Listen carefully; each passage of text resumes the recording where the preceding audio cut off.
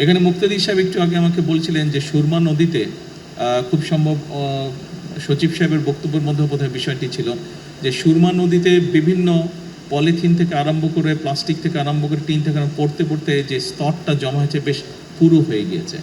প্রায় বছরখানেক আগে, তখন তো অবশ্যই আমি লন্ডনে ছিলাম, সেখানে আমি যে কোনো একজন ভদ্রলোকের সাথে আলাপ করছিলাম যার কিছু এক্সপার্টিস রয়েছে এই বিষয়গুলোর উপরে।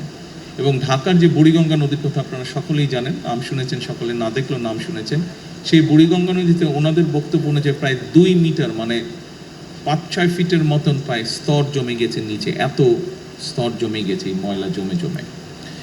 এই বিষয়টি কম বেশি প্রায় সবগুলো বাংলাদেশের শহরের ক্ষেত্রেই প্রযোজ্য, এবং এই বিষয়টিকে যদি আমরা এখনই অ্যাড্রেস করা না ধরি তাহলে একটা সমস্যার মধ্যে পড়তে হবে। বুড়িগঙ্গা নদীর পানি অসম্ভব রকম বিষাক্ত হয়ে গিয়েছে। এইভাবে যদি সবগুলো নদী বিষাক্ত হতে থাকে তাহলে একটা অসম্ভব ভয়াবহ পরিস্থিতিকে আমরা সকলে ধাবিত হচ্ছি। কাজেই এই বিষয়ে আমাদের মানুষকে সচেতন করতে হবে।